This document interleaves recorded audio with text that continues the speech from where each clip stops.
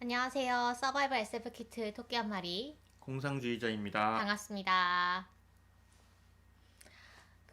저희 일단 새해 복 많이 받으세요. 새해 복 많이 받으세요. 물론 지난주 방송으로 먼저 인사를 드리긴 했지만 저희가 라이브를 하는 네. 거는 이제 새해 첫 라이브니까 오늘이. 그쵸. 네. 그래서 인사를 드려봤고요. 2022년. 네, 2022년 호랑이의 해가 밝았습니다. 호랑이의 해군요. 2022년이. 네, 범띠의 해입니다. 공상님 무슨 띠세요? 제가 개띠죠. 개띠. 네. 제 동생이 호랑이띠였던 것 같네요. 아마 그럴 거예요. 자축 인묘 진성 신유술. 저 잘 몰라요 그거는. 그거 네. 안 보셨어요? 꾸러기 수비대? 안 봤죠. 아, 로보토믹스님 안녕하세요. 안녕하세요. 똘기 땅에서 그 모르는군요. 네. 저희 여기서 때는 세대 이제, 차이가. 네, 저희는 그걸로 이제 그 띠를 외워가지고 음, 저는 용띠입니다. 음.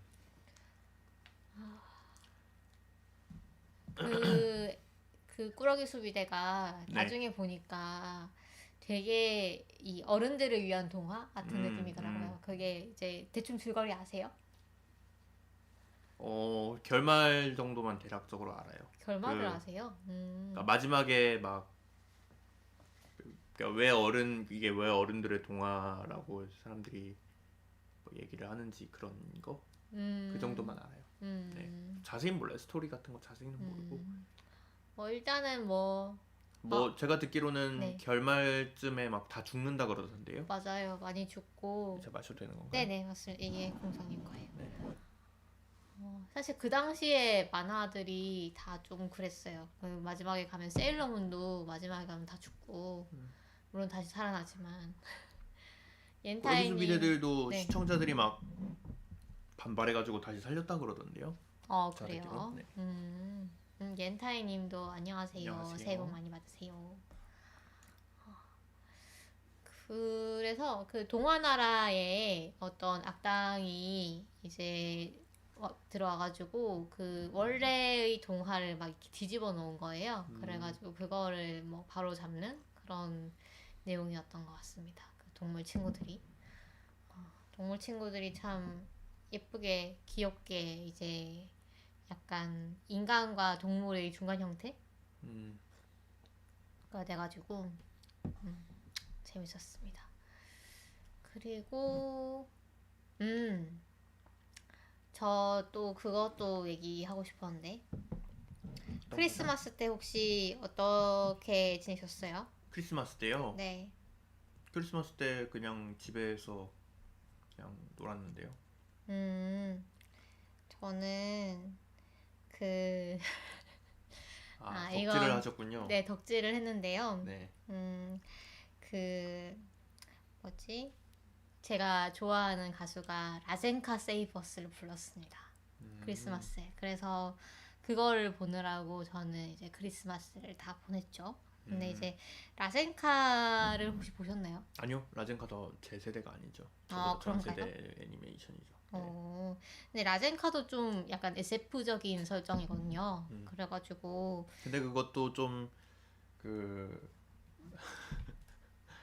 작품성이 좀 그쵸. 많이, 이게, 그러니까, 정말로 기획은 아주 야심차게 준비를 하고, 음악도 무려 넥스트가 오프닝을 부르고, 그 다음에 원소스 멀티유즈도 많이 돼가지고, 저 그 생각이 나요. 이제 옛날에, 지금도 뭐 나올 것 같은데, 과자 봉지 안에 따조 같은 거 들어있잖아요. 그 장난감 스티커 같은 같은 거, 거요? 예, 장난감 같은 거 들어있는데, 거기 이제 라젠카 그 딱지 같은 거가 이제 들어있었던 그런 기억도 나고, 그래서 여기 보면은 이게 핵전쟁 이후에 지구가 완전 좀 폐허가 되었고, 그 이후에 이제 소수의 인류만 살아남아가지고 좀 도시국가를 운영을 하고 있는데, 그 수만 년 동안 멘틀층에 숨어 지내던 그 생명체 아트만과 접촉을 해가지고 얘네들과 이제 지구의 그 지구에서는 우리가 살아야 된다 이러면서 이제 좀 이렇게 다투게 되는 그런 내용입니다. 그래서 나름대로 그 뭔가 설정은 되게 자세하게 되어 있더라고요. 그래가지고 근데 이제 이게 약간 어른들의 사정으로 이 애니메이션을 만들면서 그 약간 이해관계자가 많았던 거죠. 초기에 이 기획 단계는 이랬는데 여기에 뭐 예를 들면 자르고. 예를 들면 이제 완구를 만드는 회사가 개입을 하면서 이 스토리는 안 된다 이렇게 벤치를 놓고 또 다른 이해관계자가 나와서 또 벤치를 놓고 이러면서 이제 스토리가 산으로 가게 됐다는 그런 안타까운 일화가 회자가 되는 그런 작품이기도 합니다. 어쨌든 그 라젠카 세이버스 무대는 정말로 멋있으니까 한번 찾아보시기를 추천드립니다. 라젠카 세이버스는 네. 저는 처음 들은 게 복면가왕에서 복면가왕에서 처음 들었죠. 그쵸. 하현우 씨가 정말로 멋있게 불렀죠. 네. 네. 근데 그걸 찾아보고 제가 이번 것도 보고 그 다음에 이제 원곡을 들어봤거든요. 네. 근데 원곡도 상당히 이제 포스가 대단한 곡이었고 그 신해철 씨랑 이제 그 넥스트가 그 라이브를 하는 걸 봤어요. 라이브를 하는 걸 봤는데 그 뒤에 이제 코러스가 나오거든요. 합창단이. 근데 완전 빨간 두건 같은 거를 다 이렇게 쓰고 완전 그 오컬트적인 그런 분위기로 이렇게 막 합창을 하는 거예요. 그래서 야, 이때부터도 참 설정이 대단했구나라는 생각이 들었고 그 신해철 씨도 완전 약간 제복 같은 거 입고 긴 머리 휘날리면서 정말 멋있게 라이브 무대를 하시더라고요. 저도 뭐 덕질 자랑 같은 것 좀 할까요? 네. 그 최근에 제가 또 생일 선물로 이제 이것저것 받았는데 보석인가요? 네. 호호. 요런 거를 받았습니다. 오. 제가 트위터에 올린 사진인데 이거 잘 안 보실 것 같은데 보면은 네. 표면이 이쁘다. 보면은 홀로그램처럼 반짝반짝하거든요. 그러네요. 이거를 파이어라고 불러요. 파이어? 파이어. 네. 파이어. P로 시작하나요? 아니요, F. F? 불꽃 파이어? 파이어. 네. 화야 이거요? 네. 그거 부르는데 블루 오파리 일종인데 오파리 보통 이런 화려한 파이어가 나오기로 유명하거든요. 그쵸. 오파리, 네. 맞아요. 그런 것 같아요. 그 화이어도 뭐 한색도 있고 난색도 있고 해서 이렇게 구분하기도 하는데.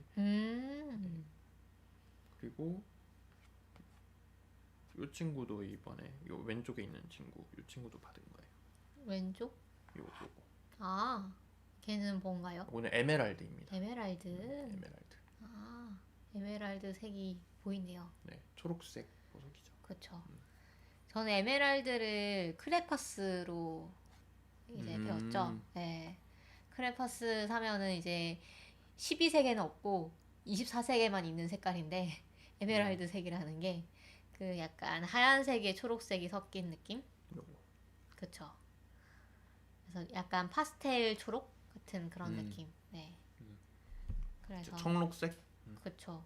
연한 청록색 느낌? 네. 그래서 항상 그 색깔이 좀 희귀했기 때문에 에메랄드 색이라던가 상아색이라던가 이런 거는 가장 빨리 닳고 친구들도 많이 빌려달라 그러고 아주 인기가 좋은 색이었죠. 얘 같은 경우에는 안에 보면은 다른 물질이 이렇게 들어있어요. 검은색으로. 아이고. 뭐가 떴네요. 네, 검은 물질이 들어있어요. 네. 그게 뭔가요? 뭔지는 저도 잘 모르지만 이런 것들을 내포물이라고 부릅니다. 내포물. 내포물. 내포물. 내포 안 된 물질. 네, 내포물이 없는 경우를 더 좋은 보석으로 치긴 하는데 내포물이 특징적으로 있는 보석들도 있어요. 예를 들어 뭐 캐트아이라고 하는 보석은 고양이 눈처럼 이게 세로로 이렇게 길게 찢어진 그런 것들은 또 이제 비싸게 쳐주기도 하고. 아무튼 그런 다양한 뇌포물 종류가 있는데 이런 특이한 뇌포물 종류의 보석만 모으는 사람도 있어요. 안에 막 화석이 들어있기도 하나요? 그런 경우는 호박은 보통 그쵸? 호박은 보통 들어있는 경우가 있죠. 그런 것도 이제 뇌포물의 일종이죠. 그렇구나. 에메랄드 경우에는 보통 뇌포물이 많은 편이에요. 뇌포물이 없으면은 이게 합성일 가능성이 높다. 이렇게 봅니다. 아니면 엄청 비싼 거거나. 네, 아니면은 뭐 엄청나게 비싼 거거나. 그렇구나. 또 한 가지 좋은 상식을 얻어가네요. 에메랄드에 대한 에메랄드는 네. 보통 내부 크랙이나 내부 크랙이라고 이제 그 금이가 있는데 네. 그런 것들은 이제 이렇게 빛에 비춰 보면은 네. 내부에서 이렇게 반짝반짝하면서 그 빛나는 면이 이제 보이거든요. 네. 금가 있는 면을 따라가지고 그런 것이나 아니면 내포물 이 보통 에메랄드는 있습니다. 그렇구나. 자, 그러면 저희 근황 토크도 했으니까 네. 단신으로 넘어가 보겠습니다. 단신 오늘 좀 준비를 많이 했어요. 그래서 좀 스피디하게 진행을 해야 될 것 같은데. 제가 좀 잘리네요. 이 화면이. 지금 잘리시나요? 좀 잘리지 않나요? 뭐 카메라가 뭔가 바뀌었나 봐요, 설정이. 이게 아까는 안 잘렸는데 지금 잘린다는 얘기는 여기서 변환해서 늘리 변환 편집에서 자르기를 위쪽을 조금 줄이면 되지 않을까요? 130 왼쪽도 좀 줄여주실 수 있나요? 한 450 정도로? 450 네, 딱 좋은 것 같아요. 네. 네. 그래서 저희 이제 단신 시작해 보겠습니다. 일단 댓글부터 소개를 드릴게요.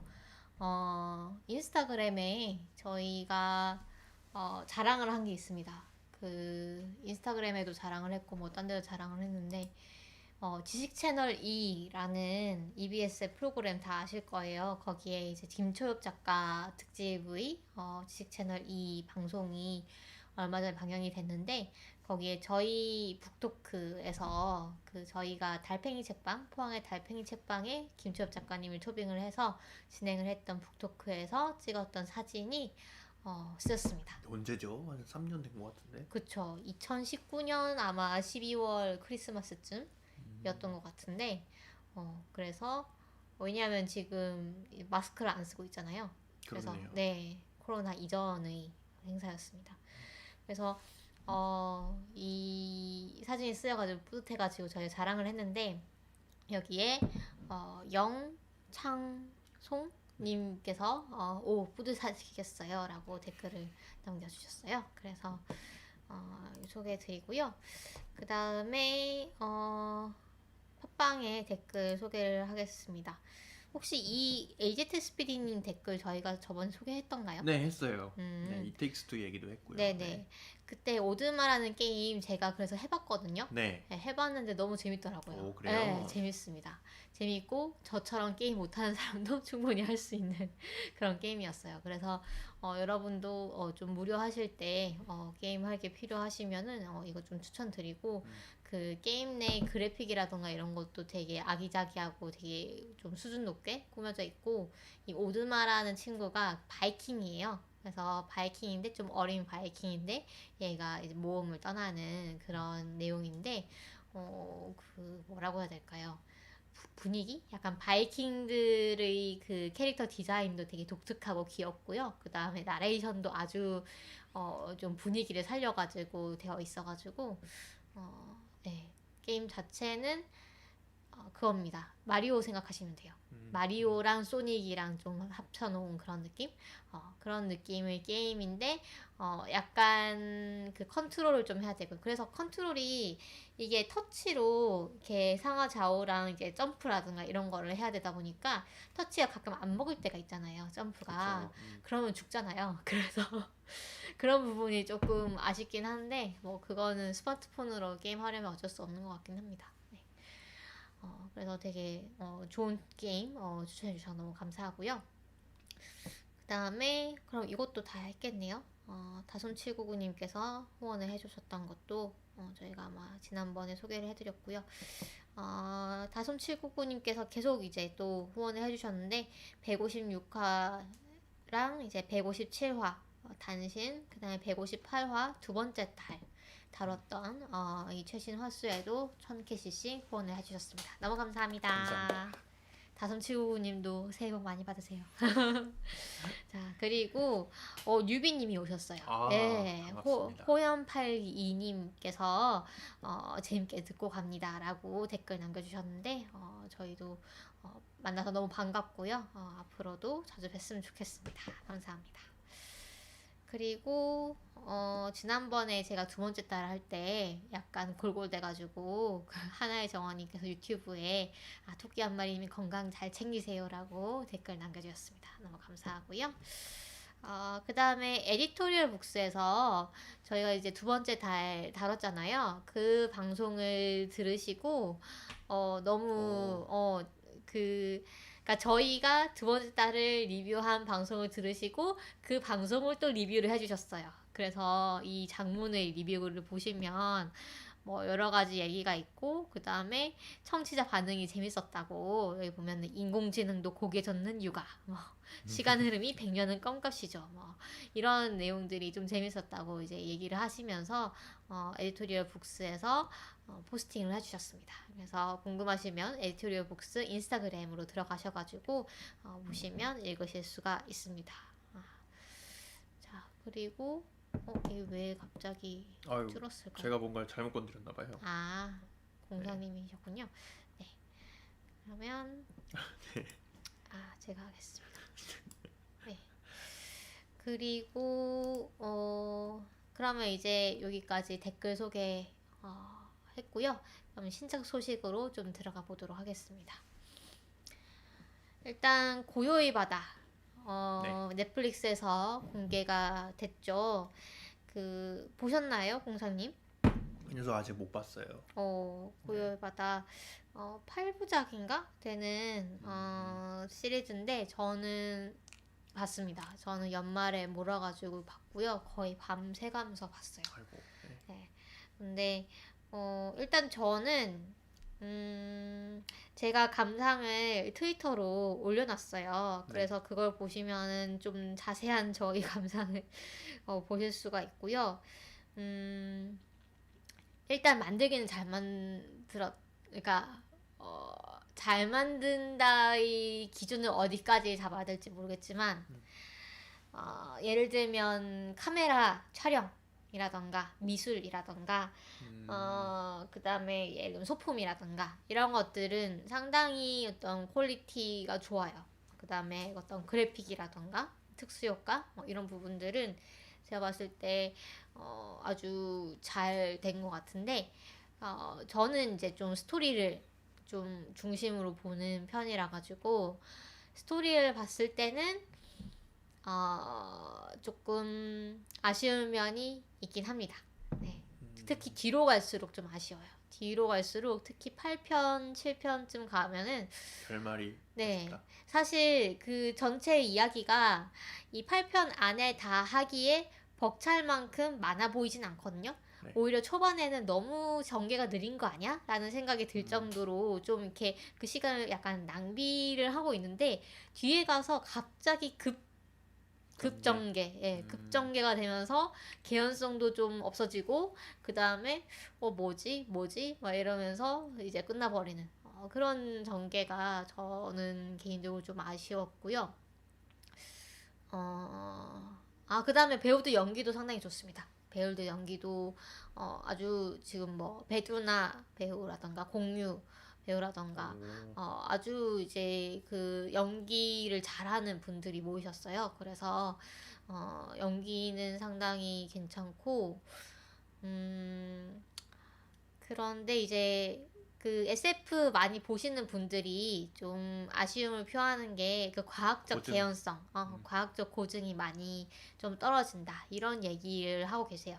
근데 제가 봤을 때는 이게 일부러 희생한 부분도 있을 거라고 생각하거든요. 왜냐하면 이 시리즈를 대충 만든 느낌은 아니에요. 일단 보시면 이제 뭐 예를 들면 좀 싼 티가 난다거나 좀 허술해 보인다거나 이런 느낌은 아니거든요. 그래서 그런 어떤 과학적 고증이 어긋난 부분이 보인다면 이거는 그냥 그 전개를 위해서 또는 재미를 위해서 좀 어느 정도 희생한 부분이 있을 것 같다라는 느낌이 들지만 그래도 뭔가 좀 핵심적인 부분에서 좀 어긋나는 부분들이 있기는 해요.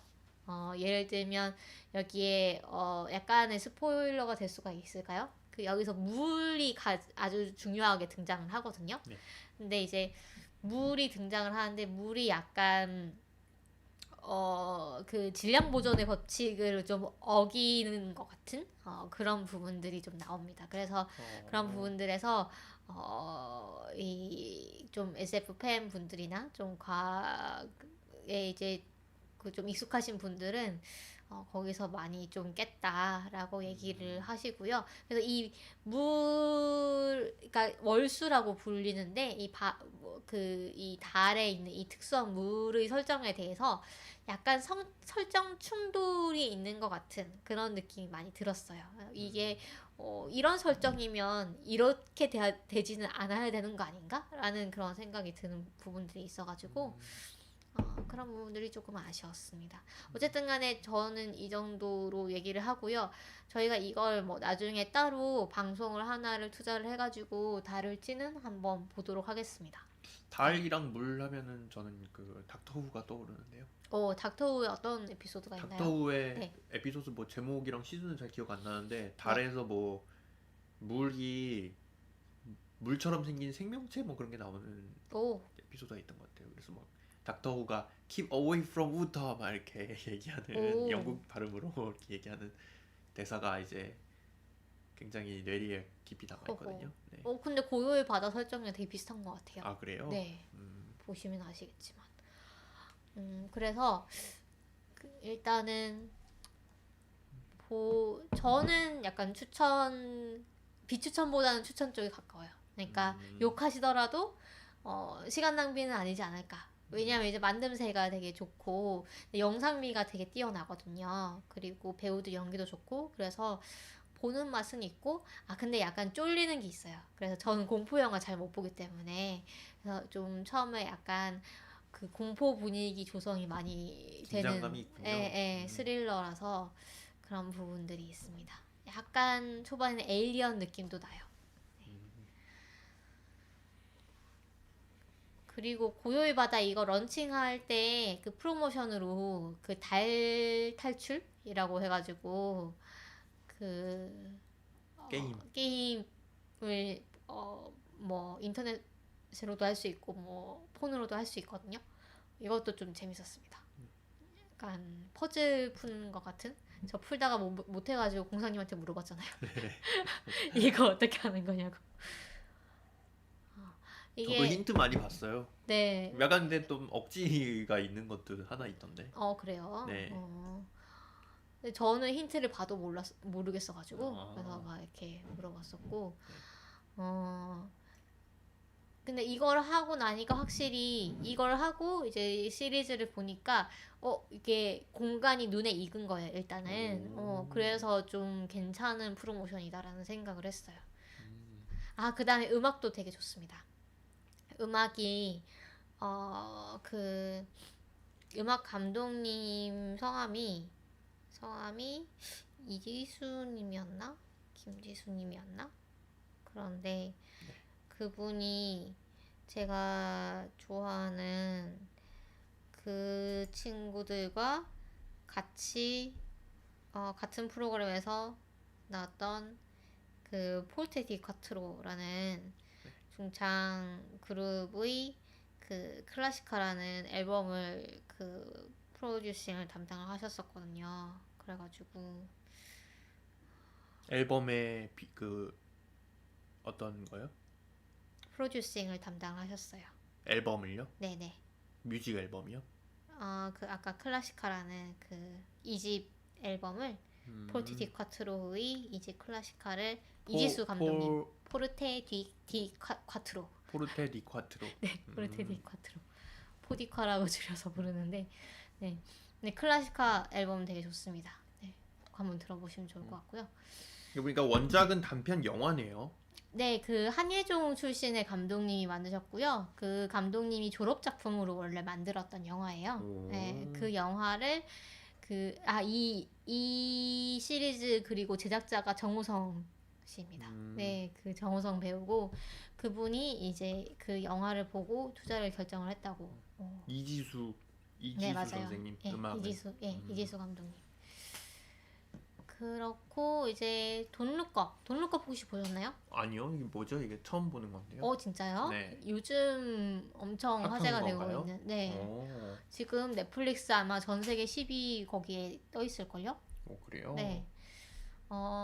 돈룩업을 SF로 볼 수 있는가는 이거 어떤 내용이죠? 어떤 내용이냐면, 지구에 그 운석이 떨어져요. 그 해성이 떨어져요. 그래서 지구가 멸망을 할 위기에 처했어요.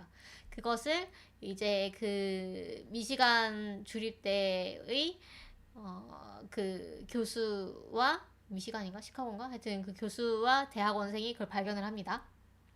발견을 해서 어떡하지? 우리 큰일 났다 이러면서 그거를 당연하게도 백악관에 보고를 하러 가요. 그런데 대통령이 그렇구나. 근데 나는 그게 선거에 도움이 되는지 안 되는지만 관심이 있어. 우리가 지금 곧 총선이 있거든? 그래서 그건 조금 우리가 좀 다음에 논의를 해야 될 것 같은데? 이런 식으로 나오는 거죠. 그래서 이게 그 어떤 풍자극이라고 생각을 하시면 됩니다. 그래서 정말, 근데 풍자극이긴 한데 약간 하이퍼 리얼리즘이라고 할까요? 정말로 저럴 것 같은 그런 느낌 있잖아요. 그런 안 좋은 예감이 많이 드는 복장이 터지는 그런 영화입니다.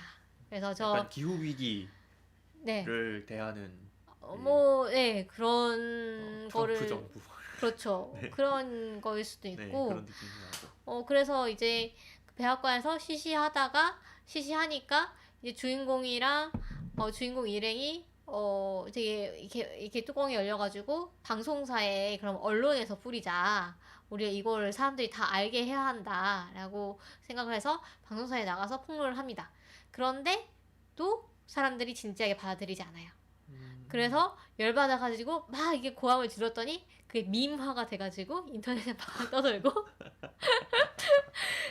그래서 막 정말로 정말로 이제 너무 답답하다 이러고 있다가 결국은 이걸 좀 조금 이렇게 시리어스하게 받아들이고 이거를 좀뭐 요즘 그 왜 우리 프로젝트 하는 거 있잖아요. 그 지난번에 저희가 말씀드렸던 것처럼 그 이제 인간이 로켓을 쏴가지고 궤도를 수정을 하는 그런 프로젝트를 하려고 하다가 또 여기서 제가 스포일러 좀 하겠습니다. 네, 스포일러 좀 하자면 여기서 그 약간 스티브 잡스 같은 사람이 나와요. 아니죠. 일론 머스크 같은 사람이 나와요. 네. 일론 머스크 같은 사람이 나와가지고 제가 보기엔 말이죠. 저 소행성이 이 자산 가치가 아주 그러니까 뭐 그 희귀한 금속이 아주 많아가지고 몇천 조는 되는 그런 가치를 가지고 있기 때문에 우리 저거를 그냥 폭파시켜 버리는 게 아니고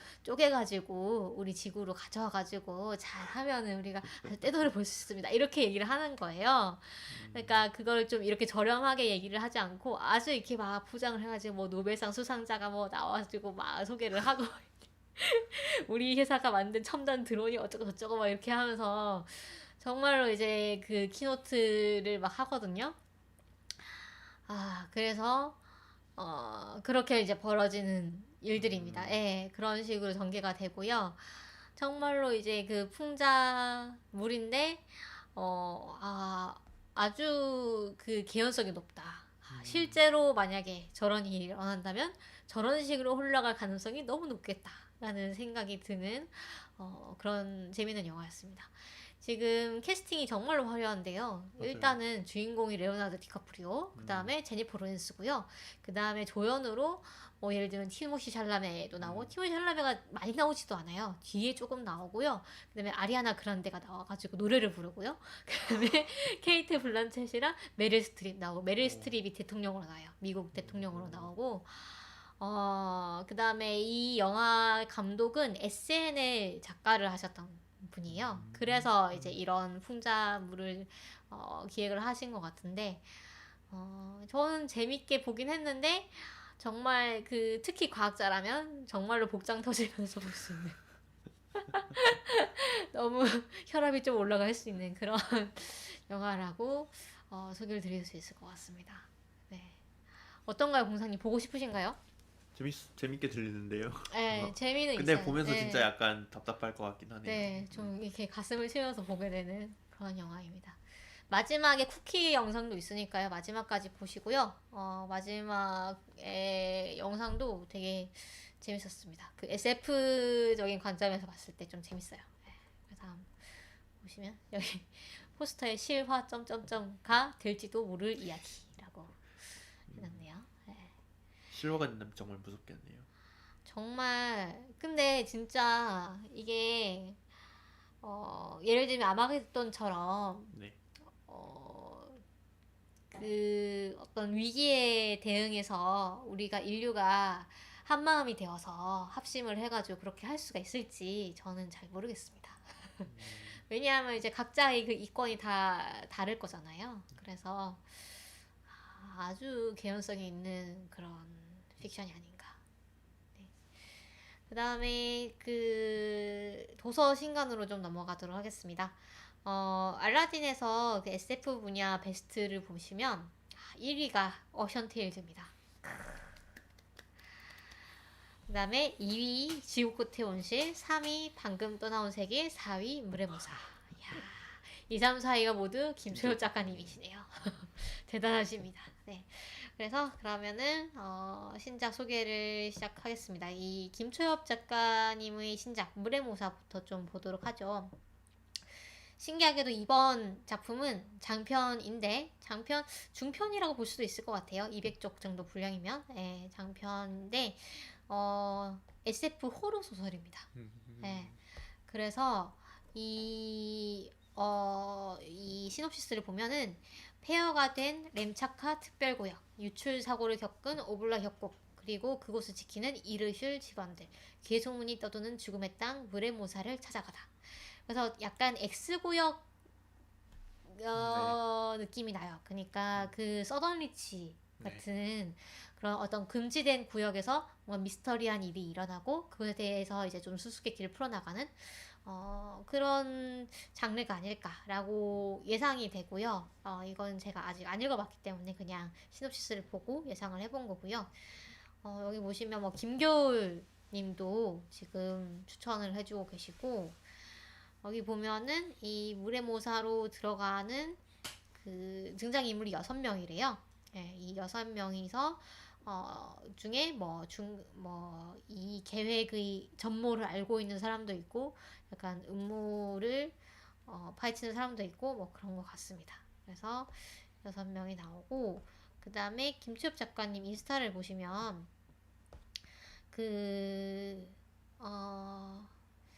저기 초판 한정 비하인드 북이 있대요. 그래서 여기에는 물의모사 지도랑 작품 Q&A 그리고 김겨울님의 집중 리뷰가 실려 있다고 합니다. 그래서 초판 특전도 여러분 놓치지 않으셨으면 좋겠네요. 이쪽에 오른쪽에 있는 이 책이 아마 비하인드 북이 아닌가 하는 생각이 들고요. 표지가 뭔가 귀엽네요. 그쵸. 표지가 귀엽죠. 그래서 표지가 왜 귀여운가? 호러 소설인데 왜 이렇게 귀여운가?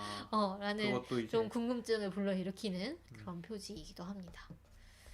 중간에 복선이 될 수 있을까요? 그러게요. 궁금하네요. 네. 그리고 저는 이 아까 1, 2, 3, 4위에는 없지만 행성어 서점이라는 책을 읽고 있는데 쇼트, 그러니까 김초엽 작가님이 쓰신 아주 짧은 몇 편들을 모은 책이거든요. 근데 저는 되게 재밌게 읽고 있습니다. 네, 그래서 아주 감동적인 그런 소설도 있고요. 그래서 행성어 서점도 추천드립니다. 그다음에 콩땅콩님 안녕하세요.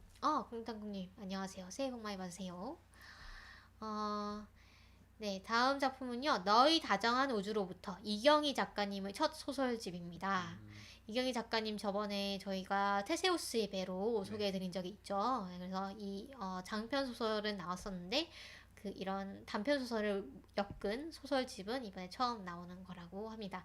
그래서 여기 보시면 살아있는 조상님들의 밤을 비롯해서 6편의 단편이 실려 있고 무려 이지용 교수님께서 해설을 또 써주셨어요. 그래서 아주 재미있을 것 같고, 이 살아있는 조상님들의 밤은 그 좀비 영화 있잖아요. 네. 네, 그거를 좀 패러디한 것 같죠. 그 조지 로메로 그 시체들의 밤. 네. 그 로메로 감독의 그 영화 제목을 패러디를 하신 것 같습니다. 이 작가님께서 트위터에 직접 여기 보시면 심노을 작가님께서 지난 1년간 읽었던 모든 소설 중에 가장 장르 자체에 대한 덕심으로 충만한 SF 소설집이라고 추천을 해주셨어요. 그래서 좀 기대가 되고요.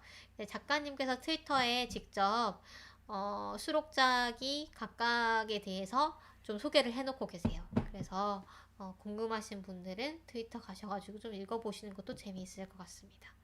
표지는 이렇게 생겼고요. 되게 이쁘게 나온 것 같습니다.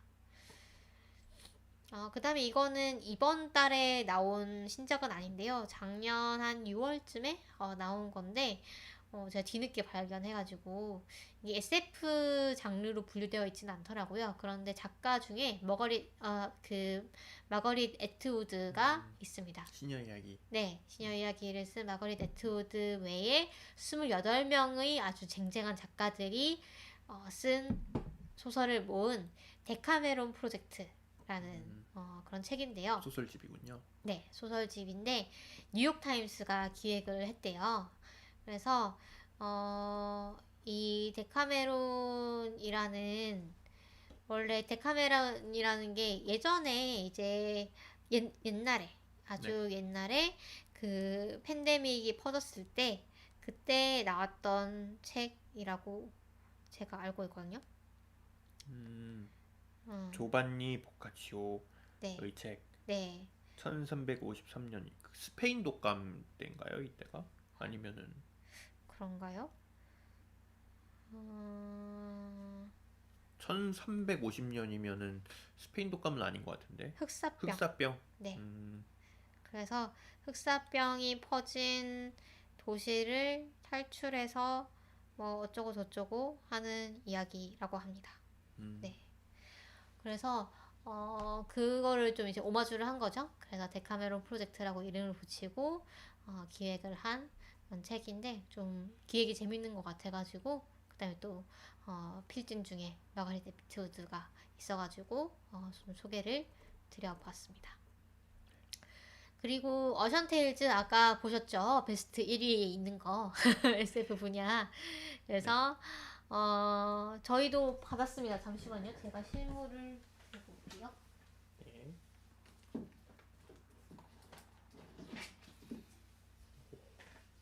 아주 크고 아름답습니다. 자, 보시죠. 이게 네. 뭐라 그러죠? 이게 양장본이라고 하나요? 네, 맞아요. 하드커버예요. 하드커버군요. 보통 잡지가 하드커버는 흔치 않은데 이렇게 하드커버로 나와 있고요. 그래서 소개 내용이 진짜 풀컬러예요. 고급스러운 잡지네요. 풀컬러예요. 거의 약간 백과사전 보는 그런 느낌? 풀컬러에 반짝반짝한 그런 재질로 되어 있어가지고 만화도 이렇게 있습니다. SF 만화도 있고 SF 소설도 실려 있고 그 다음에 저희의 단신도 마지막에 이렇게 실려 있습니다. 네, 그래서 이 가름끈도 있어요. 잡지인데 그래서 아주 좀 뭐랄까 선물을 받은 그런 느낌이랄까요? 네, 그런 책이고요.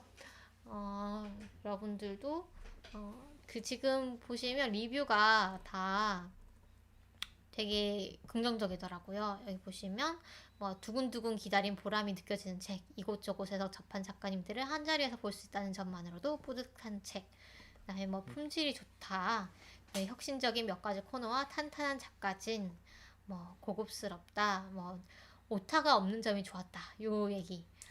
이거 좀 뿌듯한데 왜냐면 저희가 검수하면서 막 몇 개 막 다 잡아냈잖아요. 저희 거에서도.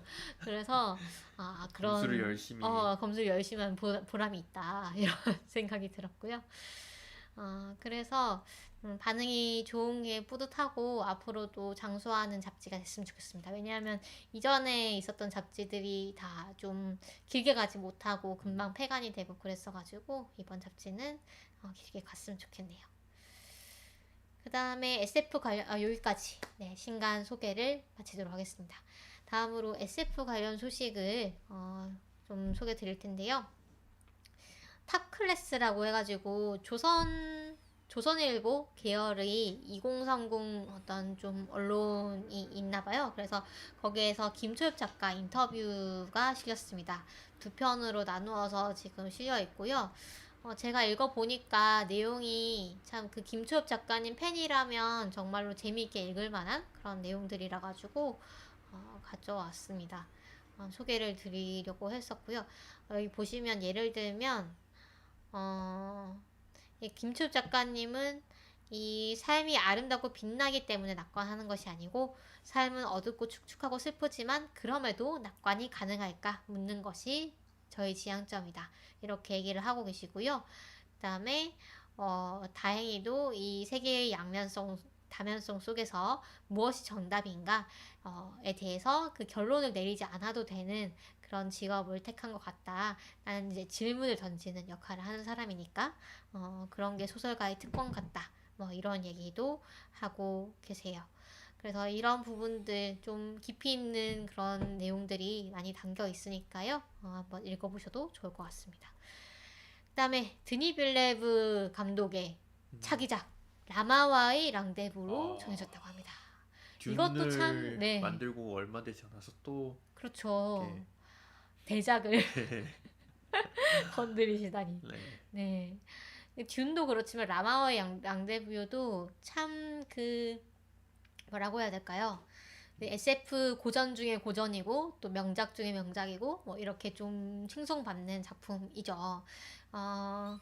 그 아서 클라크는 이제 그 SF 작가 3대장 하면은 꼭 꼽히는 분이고 그분의 작품 중에서도 아주 유명한 작품입니다. 라마와의 랑데부. 저희가 다룬 적이 없죠. 없나요? 네, 없었습니다. 저희가 필케이딕 특집은 했었는데 제가 스페이스 오디세이를 그쵸, 했었죠? 스페이스 오디세이는 했었고 그다음에 유년기의 끝을 한번 좀 가볍게 했는지 안 했는지 모르겠는데요. 낙원의 샘이랑 뭐 유년기의 끝을 했던 거죠.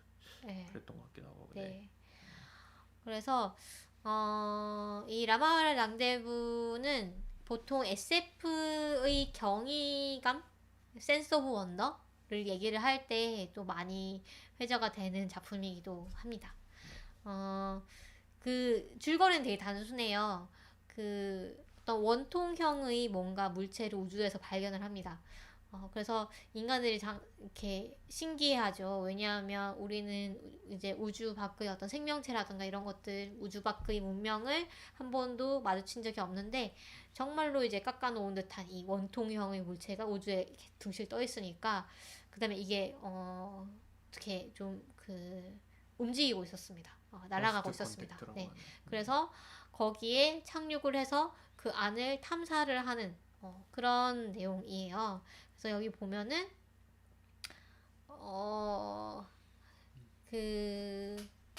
뭐 안에 이제 바다도 있고 공기도 있고 그다음에 인공 태양도 있고 그 우주선 안에 네, 이게 돌면서 약간 인공 중력도 있고 뭐 그런 내용들이 들어 있거든요. 그래서 제가 얼마 전에 그 배명훈 작가님의 첫숨이라는 소설을 읽었거든요. 네. 장편 소설인데 그 소설을 읽으면서 이 라마와의 랑데부가 많이 생각이 났어요. 그 소설을 보면은 그 스페이스 콜로니 첫숨이라고 이름 붙여진 그 스페이스 콜로니 안에서 일어나는 약간 첩보물 같은 느낌의 그런 소설인데 그 스페이스 콜로니 그 비유가 딱 요 라마와의 랑데부에서 나왔던 거랑 조금 비슷해가지고 좀 생각이 났었고요. 그 첫숨도 되게 재밌습니다. 한번 읽어보시면 좋습니다. 그 다음에 이 라마와의 랑데부는 진짜 제가 읽었을 때 뭔가 약간 서스펜스가 없는데 서스펜스를 느낄 수 있는? 그러니까 정말로 그 평이하게 그냥 아무런 사건이 안 일어나고 그냥 이 대원들이 안으로 들어가서 탐사를 할 뿐인데 그 하나하나 밝혀지는 그 사실들로서 그냥 우리가 서스펜스를 느낄 수 있는 그런 소설이라는 느낌이 들어서 정말로 감탄을 했던 작품입니다. 이 작품은 그리고 아작에서 최근에 다시 나왔었고요. 그 박상준 선생님, 다 아시는 박상준 선생님이 번역을 하신 걸로도 유명하죠. 그리고 이 영화에는 휴 잭맨이랑 제이크 질렌할이 출연할 것으로 알려졌다고 합니다. 이것도 참 화려한 캐스팅이네요. 그리고 휴 잭맨. 네. 울버린으로 유명한 휴 잭맨이죠. 그렇죠. 네. 그래서 제작자가 이 라마와의 랑데부는 SF 장르에서 가장 지적인 작품이다. 답보다는 질문을 하는 영화가 될 것이다. 라고 얘기를 했다고 합니다. 너무 기대가 되네요. 약간 제이크 질렌할은 그 네. 스파이더맨 파프로몸의 미스테리오로 나왔었죠. 아 그런가요? 네, 네. 그 다음에 이분 거기에 나온 분 아니에요? 어디요? 그 저기 블레이드 러너의 악역으로 나온 분 아니에요? 아 그런가요? 아닌가? 다른 소스 분인가? 코드에도 나왔었구나. 맞아요. 소스 코드에서는 본 기억이 나요. 다른 분이랑 헷갈렸나 봐요. 네. 투모로우에서도 나왔었군요. 네. 네. 그 다음에 제가 봤을 때는 이 영화는 이 소설 자체가 상당히 네. 정적인 그런 내용이라 가지고 네. 듄보다는 컨택트에 가깝지 않을까. 네, 그 옛날 컨택트. 아니요. 어라이벌. 최근에 나왔던. 그 어라이벌도 상당히 그 좀 정적인 연출이 많았잖아요. 정적이고 근데 어떤 좀 뭐라고 해야 될까요? 거대한 구조물이 나오고 약간 그것으로부터 약간 경의를 느낄 수 있는 그런 연출이 나왔던 것 같은데 아마 이번 라마웨이 랑데부도 그런 톤 앤 매너가 아닐까라는 좀 생각을 해봅니다. 그 다음에 이거는 그냥 제가 입수한 정보인데 좀 재밌어 보여가지고 가져왔는데요. 그 국립해양박물관에서 기획전시를 고지도에 대한 기획전시를 합니다. 고지도 수평선 너머의 세계를 그리다. 고지도라고 하면 이제 옛날 지도를 얘기를 하는 거죠. 그래서 옛날 지도를 한번 보신 분들이 있다면 한국사 공부할 때 많이 봤죠. 그런가요? 네. 세계사 공부할 때는 안 보나요? 그러니까 여기 보면 이제 서양의 고지도를 많이 소개를 할 것 같기도 하고, 근데 뭐 동양의 고지도도 뭐 소개를 할 거라고 여기 보면은 나와 있긴 합니다. 그래서 여기 보면 이 지도를 보면은 동양과 서양 사이에 이 문화적 교류가 어떻게 이루어졌는가에 대해서도 좀 볼 수가 있다고 해요. 유명한 게 그거잖아요. 혼일 강리 역대 국도 지도? 그게 뭔가요? 이게 우리나라 옛날 지도잖아요. 우리나라에서 그래요? 만든 옛날 지도에 중국이랑 인도가 다 나와 있는. 네. 그래서 옛날에도 요 인도와 중국을 다 존재를 알고 있었는데 중국을 크게 그린 이유가 당시 이제 중국이 사대국이었기 때문에. 네. 그렇구나. 일본도 나와 있고요. 여기 일본도 조그맣게 나와 있어요. 왼쪽 아래. 그러네요. 네. 그렇죠. 이게 제일 이 지도가 보통 한국사 시험에서 많이 나왔던 것 같아요. 네. 그렇구나. 네. 그러니까 이 지도를 보면은 그 당시의 어떤 문화상도 알 수가 있잖아요. 그렇죠? 어떤 것을 중요하게 여겼는가. 그래서 그 지도를 보는 것도 상당히 재밌는 것 같은데. 근데 이전에는 측량법이라든가 이런 게 현재처럼 많이 발달하지 않았기 때문에. 그렇죠. 그래서 여기서도 보면 고지도의 정의를 근대적 측량술과 지도 제작술이 발달하기 이전에 만들어진 회화적인 지도를 일컫는다라고 하네요. 네. 그래서 정말로 그 제작자가 세상을 바라보는 방식이 반영될 수밖에 없다고 얘기를 하고 있습니다. 그래서 이 전시가 좀 흥미로운 것 같아가지고 소개를 드렸고요. 국립해양박물관이 혹시 어딘지 아세요? 부산? 어떻게 하셨어요? 그냥 해양이라서 이제 부산일 것 같아서 찍었는데요. 네, 부산이에요. 진짜 부산에 있어요. 네. 그렇군요. 네, 부산의 영도에 있습니다. 네. 찍었습니다. 네, 태종대에 있는 쪽에 있으니까요. 혹시 부산에 여행 가실 일이 있거나 하면은 한번 들러보시는 것도 좋을 것 같습니다. 3월 6일까지 전시가 진행이 된다고 합니다. 그리고 혹시 가실 일이 없다고 하더라도 오디오 클립에서 이 오디오 가이드를 지금 공개를 하고 있거든요. 고지도에 대해서, 이 전시에 대해서. 그래서 혹시 못 가시는 분들은 오디오 가이드라도 한번 들어보시는 것도 재밌을 것 같네요.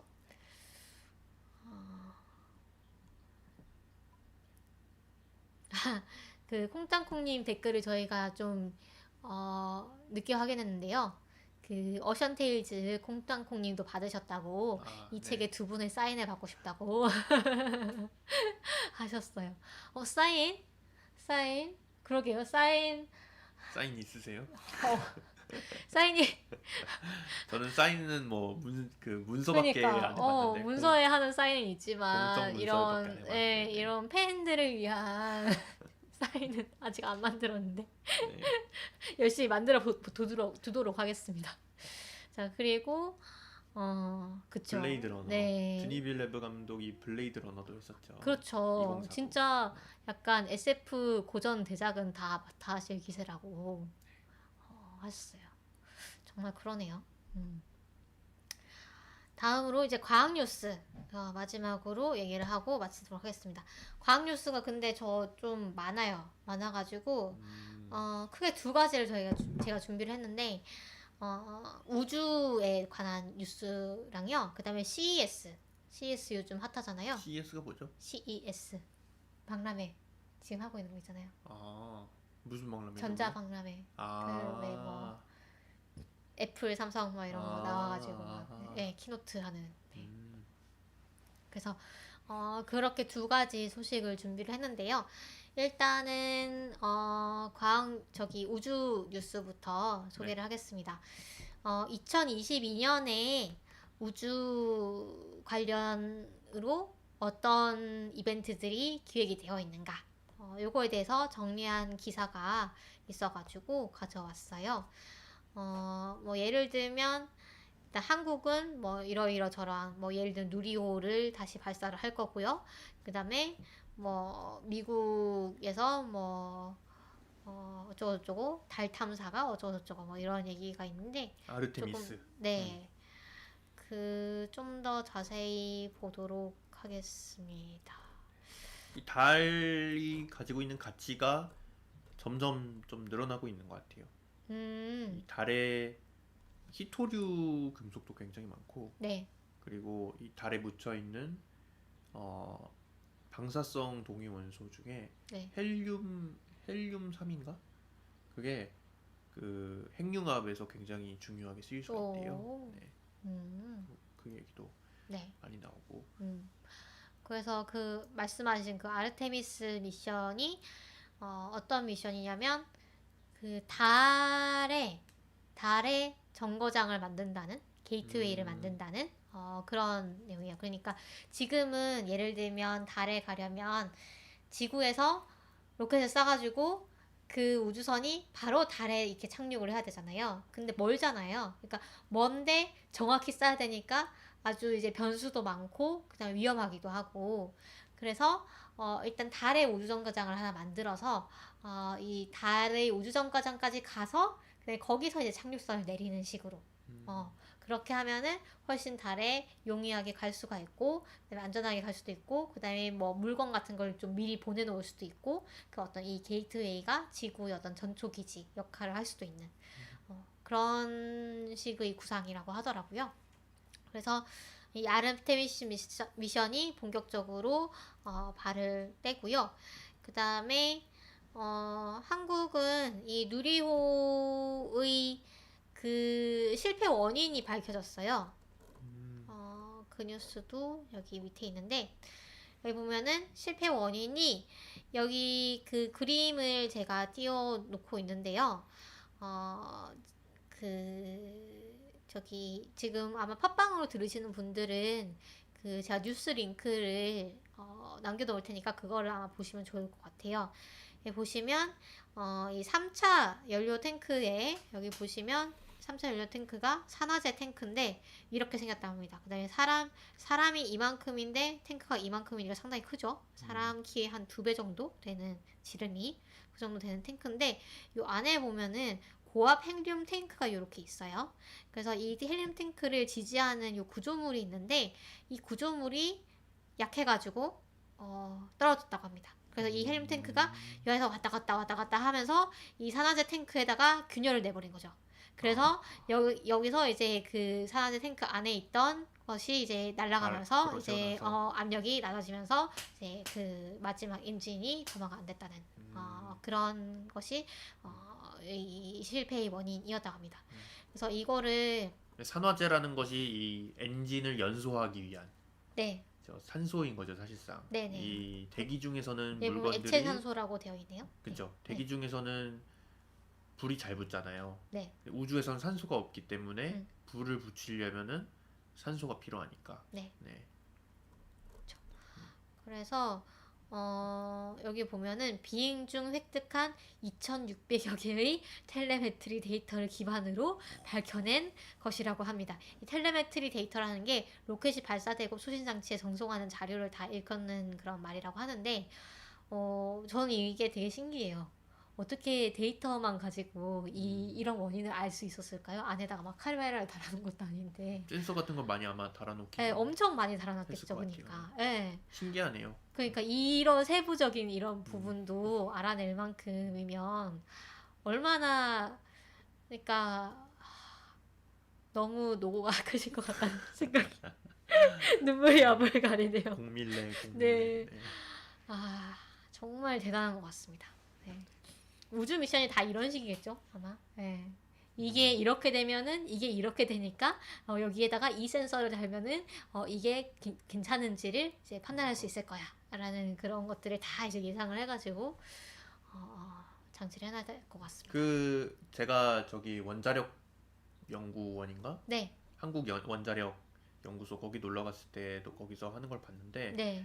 그 시험용 그 원자력 그 원래 원자력 발전소를 12분의 1인가 크기로 축소를 시켜놓은 실제 가동이 되는 원자력 그 발전소가 있어요. 물론 네. 거기서 원자력으로 발전하는 게 아니고 이제 그냥 열로 이제 보통 그 화력 발전소 하듯이 이제 연소를 시켜서 가동을 하는 건데 거기에도 센서를 다 달아놔가지고 그 사고 시나리오가 다 있어요. 이렇게 됐을 때는 이렇게 되니까 이렇게 대처해야 된다. 그 사고 시나리오를 다 해본다고 하더라고요. 그걸 가지고 12분의 1 모형을 가지고 그런 것들 보면서 엄청난 노력이 들어가는구나. 그러니까요. 알 수 있더라고요. 네, 대단합니다. 그 다음에는 우리나라에서 또 올해 2022년에 할 예정인 게 도요셋이라는 그 위성을 발사를 할 예정이에요. 도요셋은 세계 최초로 4개의 위성이 편대 비행을 하는 그 위성입니다. 그래서 일단은 아주 소규모, 그러니까 그 위성 크기가 작아요. 위성 크기가 약간 컴퓨터 본체 정도 크기라고 하는데 이런 위성을 나노급 위성이라고 합니다. 그래서 이 위성이 편대 비행을 하는 거는 세계에서 처음이고, 이 편대 비행을 하면은 뭐가 좋냐면 그 보통은 위성이 상당히 빠른 속도로 돌기 때문에 대부분 위성 사진은 정지 사진을 찍을 수밖에 없대요. 그런데 이 위성을 일렬로 배치하고 이동하면서 순차적으로 영상을 찍으면은 그 시간적 변화를 짧으나마 이 영상을 찍을 수가 있다는 거죠. 그래서 훨씬 유용하게 활용이 될 수가 있고, 그 다음에 이 친구들의 임무는 우주 플라즈마 분포의 시간적 공간적 변화를 보다 자세하게 관측하는, 그러니까 우주 날씨를 관측하는 그런 역할을 맡고 있습니다. 그래서 태양풍이랑 지구 자기장의 상호작용을 규명을 해서, 예를 들면 태양풍이 이제 뭐 태양에서 뭐 코로나 폭발 뭐 이런 거 일어나면은 태양풍이 강하게 오고, 그러면 이제 우리의 그 전자기기 간의 통신이 이제 막 좀 지장을 받잖아요. 그런 부분들에 대해서 우리가 어떻게 미연에 알아내고 또 이렇게 대처할 수 있을지 뭐 이런 연구를 진행할 예정이라고 합니다. 보통은 그러니까 뭐 며칠에 한 바퀴씩 도니까 사진 한번 찍고 며칠 기다려가지고 또 찍고 이런 식인데 이제 여러 개가 한꺼번에 돌면은 사진 찍고 사진 찍고 사진 찍고 사진 찍고 이런 식으로 할 수 있다는 거죠. 그렇죠. 재밌네요. 네, 재밌죠. 그다음에 우리나라는 그렇고요. 그다음에 그 미국은 아까 저희가 돈룩업 얘기할 때 오늘 이 그 지구로 오는 혜성이 너무 경제적 가치가 크다. 이렇게 영화 속에서 나온다고 말씀드렸잖아요. 네. 근데 실제로 지금 노다지 소행성이라고 불리는 16 푸시케 라는 소행성이 있는데 이 소행성이 화성과 목성 사이에 그 벨트에 있는 그 소행성이라고 합니다. 이 소행성이 거의 뭐 철, 니켈, 금, 백금 같은 요 물질들로 구성이 되어 있는데 가치가 700조에서 100조 달러 정도라고 해요. 1000조, 100조가 아니고. 아, 네, 1000조. 네. 달러. 달러. 달러니까 여기서 공을 3개를 더 붙이셔야 됩니다. 원으로 환산하시려면. 그래서 경이네요, 경. 네. 백경이네요, 백경. 그래서 이 우주선이 오는 8월에 쏘아져가지고 2026년에 여기 이 소행성에 도착을 하게 된다고 합니다. 네. 뭐 이거 채굴이 되나요? 모르겠어요. 일단 탐사를 위해서 보낸 것 같아요. 네. 뭐 어떻게 가져올지는 또 다음의 문제겠죠. 그래서 이 소식도 좀 이렇게 아까 돈을 거 보고 나니까 또 재밌어 보여가지고 가져왔고요. 그 다음에 지난번에 말씀드렸던 그 소행성 그 궤도 수정 실험 다트라고 했던 네. 그 미션도 수행을 할 예정이고 또 제임스 웹 우주망원경이 지난번에 저희가 이제 발사 예정이라고 말씀드렸는데 성공적으로 발사를 했습니다. 그래서 아마 거기서 처음 찍은 그 입봉작 처음 찍은 사진이 우리한테 도달할 예정이고요. 그 다음에 달 탐사는 아까 말씀드렸고 민간 우주 경쟁도 지금 치열하게 벌어지고 있죠. 그래서 스페이스X에서 그 스타쉽이라고 해가지고 화성까지 가는 우주선이래요. 화성까지 가는 우주선의 유인인가요? 유인인지는 한번 찾아봐야 될 것 같습니다. 네. 이거의 첫 궤도 비행 시험을 할 예정이고, 네, 보잉이나 뭐 블루 오리진에서도 뭐 로켓 뭐 이런 것들을 런칭할 예정이라고 하네요. 그래서 2022년에 그리고 미국 외에 뭐 다른 나라에서도 예를 들면 러시아는 달의 남극을 향해서 탐사선 루나 25를 발사할 예정이고요. 그 다음에 그 ESA 유럽 연합 그 유럽의 나사 같은 곳이죠. 네. ESA랑 그다음에 러시아의 로스코스모스가 공동으로 엑소마스라는 미션을 추진을 하는데 로버 이름이 좀 흥미로워서 소개를 드리려고 해요. 로잘린드 플랭클린입니다. 로버 이름이. 네, 그래서 그 DNA 구조를 밝혀내는데 혁혁한 공헌을 했지만 일찍 돌아가셔가지고 네, 노벨상을 받지 못했던 여성 과학자 분이시죠. 네. 그래서 이분의 이름을 딴 이 로버가 올 하반기에 발사 예정이고요. 그다음에 중국도 우주정거장 그 텐궁이라고 네 저희는 다 알죠. 좀 익숙한 이름이 그렇죠. 네. 그 뭐 지난번에 떨어지니 많이 뭐 이런 얘기 했던 것 같은데 네, 그 폭발하는 게 아닌가. 네, 이 우주정거장이 결국 올해 안에 완공이 될 예정이라고 합니다. 그래서 뭐 나사에서 2022년에 수행할 미션에 대한 프로모션 비디오도 올려놨는데 좀 보면 멋있으니까 한번 보셔도 좋을 것 같아요. 그 스타쉽은 제가 찾아보니까 네. 이게 발사체인 것 같아요. 아, 그래요? 네, 그러니까 엔진 역할을 해주는 것 같고 네. 이게 그 착륙할 수 있는 그 엔진으로 영상 여러 번 나왔었잖아요. 이렇게 수직으로 착륙하는 그쵸. 네. 그게 이제 스타쉽인 것 같습니다. 아하. 네. 그다음에 그 우주 얘기는 여기까지 하고 네. 이제 CES 얘기를 해보도록 하겠습니다. CES가 이제는 정말로 유명한 그런 박람회가 되었죠. 정말 뭐 1월에 열리고 그 다음에 아주 내노라 하는 그런 전자제품들이 공개가 돼서 사실 이 박람회가 예전에는 그렇게 주목을 받지 못했다고 해요. 예전에는 막 백색가전, 약간 뭐 냉장고, 뭐 세탁기 막 이런 것들이 전시되는 곳이어가지고 그렇게 작년에 주목을 뭐 안 TV 받았다가 이런 거 나왔었던 기억이 있는 것 네, 같은데. TV도 롤러블 지금도, TV 뭐 이런 거. 지금도 네. 나오죠. 네. 그런데, 이 박람회에서 좀 전략을 잘 쓴 거예요. 우리가 앞으로는 이제 IT에 좀 주목을 해야 된다. 그래서 이 전자 제품의 범위를 좀 넓힌 거죠. IT 쪽으로. 그래서 완전히 첨단 기술들의 박람회로 탈바꿈을 한 다음에 정말로 이 인지도나 영향력이 아주 높아졌습니다. 그래서 삼성과 현대도 이 CES에 당연히 참가를 했고요. 여기 보면은 전 부품을 재활용한다. 이런 전략이라던가 또는 일단 삼성은 그런 얘기를 했다고 하고요. 그러니까 뭐 가전제품이라던가 모바일 제품이라던가 이런 걸 만들 때 최대한 재활용 플라스틱이라던가 이런 거를 사용하겠다. 그 다음에 현대는 이 로봇과 모빌리티, 가상 공간이 어우러진 메타 모빌리티 세계를 구현하겠다. 라고 하면서 자, 이것이 참 신기한 사진입니다. 저 그거 아닌가요? 네. 그 보스턴 다이나믹스의 맞아요. 로봇이잖아요. 현대가 그 보스턴 인수했었죠? 다이나믹스를 인수를 했습니다. 네. 그래서 지금 정의선 현대 회장이 그 CS 2022에서 보스턴 다이나믹스의 사족 보행 로봇 스팟과 같이 등장을 하는 장면입니다. 그래서 밑에 보시면은 뭐 BTS 노래에다가 이 스팟이 막 칼군무를 하기도 하고 그 다음에 이게 좀 신기했는데 이건 제가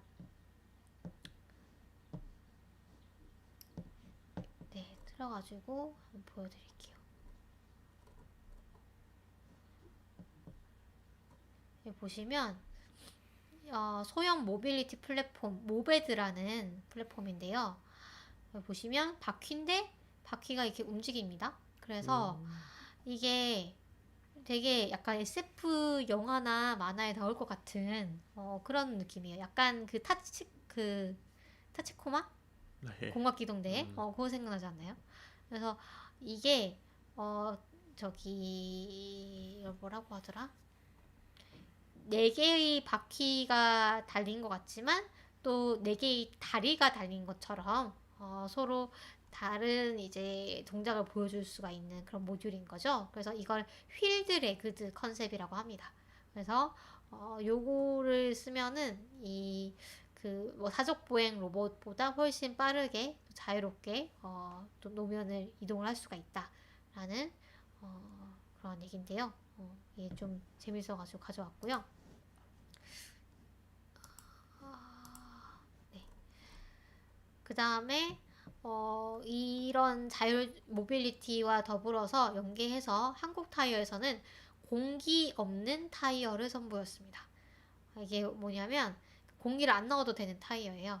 여기 보시면 이렇게 지지체가 막 이렇게 있잖아요. 그래서 보통 타이어가 펑크 나면은 사고로 이어지고 그 다음에 타이어 공기압이 너무 낮아도 또 사고로 이어지는 그런 부분들이 없어지는 그런 타이어죠. 그래서 자율주행차라고 한다면은 사실 유지보수를 스스로 해야 되잖아요. 그래서 그런 경우에는 이런 공기압을 계속 체크해야 되는 그런 타이어보다는 공기가 아예 안 들어가는 타이어가 훨씬 낫다라는 그런 의도로 개발된 타이어인 것 같습니다. 그래서 여기 보시면 이 타이어는 생체를 모방을 했다고 해요.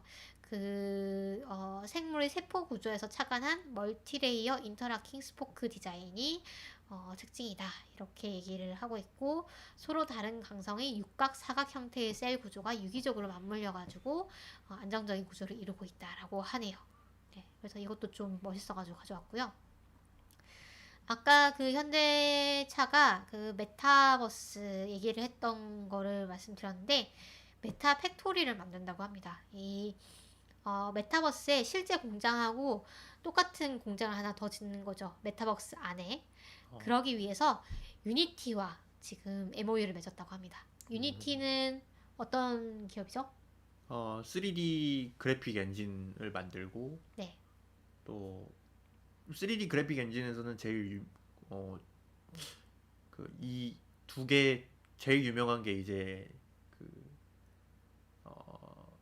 제일 유명한 두 개 중 하나죠. 하나 기억이 안 나는데 그래서 그 굉장히 오픈 소스 같은 것도 많이 공유가 돼 있고 네. 그래서 사람들이 저렴하게 이용할 수 있는 인디 게임 개발자들이 많이 쓰죠. 네. 그렇죠. 게임을 하시는 분이라면은 아주 익숙할 만한 그렇죠. 그런 회사인데 여기와 이제 업무 협약을 맺고 이 메타버스의 공장을 또 짓는다고 합니다. 그래서 메타 팩토리라고 하는데 그러면은 이 메타 팩토리 상에서 실제 공장을 좀 더 효율적으로 할 수 있도록 아까 이제 12분의 1로 만든 그 원자로처럼 어떻게 하면은 공장을 최적화해가지고 가동을 할 수가 있는가 이런 거를 미리 테스트를 해볼 수가 있다고 해요. 그래서 이런 부분들 진짜로 현실 수준의 시뮬레이션을 하겠다는 거네요. 그렇죠. 네.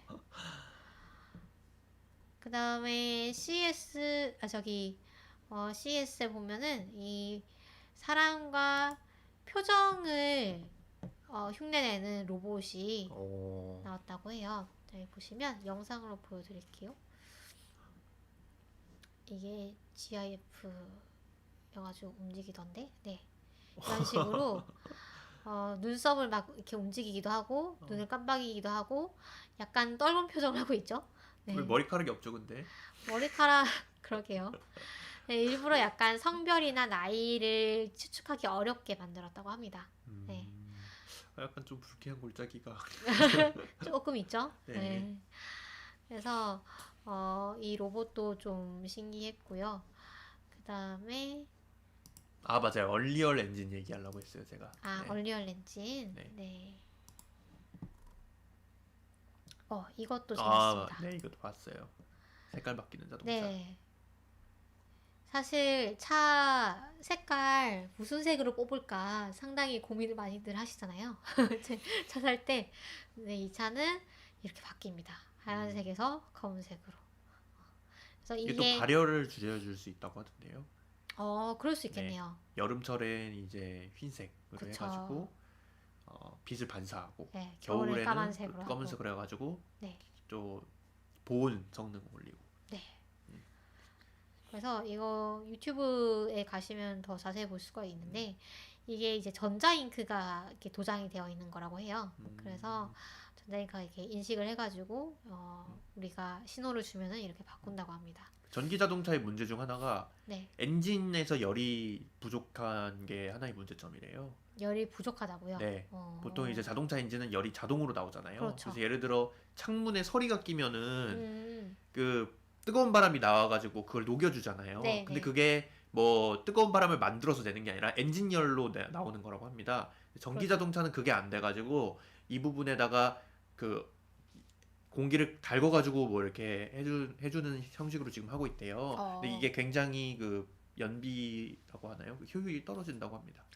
네. 그렇겠네요. 네. 그래서 요 앞부분을 그 그래핀이 들어간 유리로 해가지고 네. 그래핀의 전류를 흘려서 뭐 녹여주는 기술 같은 것도 연구하고 있다고 하더라고요. 그렇겠네요. 그 보통 히터 키면은 그건 네. 그냥 엔진 열로 막 하고 그러는데 네. 그런 게 안 되는구나. 네. 오호. 네, 여기까지 이렇게 단신 다뤄봤습니다. 정말 준비 열심히 하셨네요. 열심히 했죠? 네, 칭찬해주세요. 풍성하네요. 열심히 해봤습니다. 네. 콩땅콩님이 전자잉크니까 네. 차 표면에 PDF 업로드 해가지고 이북을 띄워볼 수 있을까 이런 아쉽게도 흑백으로밖에 안 된다고 하네요. 아직까지는. 그래요? 네. 저는 그거 생각했어요. 이타샤. 이타샤요? 네, 이타샤 모르세요? 그 왜 캐릭터 도장 같은 거 하는 거 있잖아요. 네. 그걸 좀 그림을 계속 바꿀 수 있겠다. 아주 쉽게. 그런 생각도 들고. 훨씬 다채로운 그런 자동차들이 나오겠네요. 보면은 뭐 절반은 까만색, 절반은 흰색 막 이렇게 해서 달릴 수도 있고 네. 훨씬 얼룩말. 개성을 나타내는 그런 차가 될 수도 있겠습니다.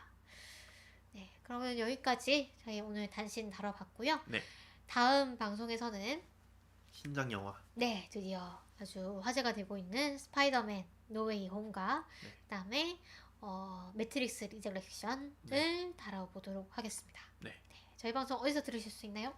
저희 방송 팟빵, 파티, 아이튠즈 팟캐스트, 유튜브 그리고 흐름드 살롱에서 들으실 수가 있고요. 네. 저희 소통은 페이스북, 트위터 그리고 인스타그램 팟빵 댓글로도 받고 있습니다. 네, 여러분 좋아요.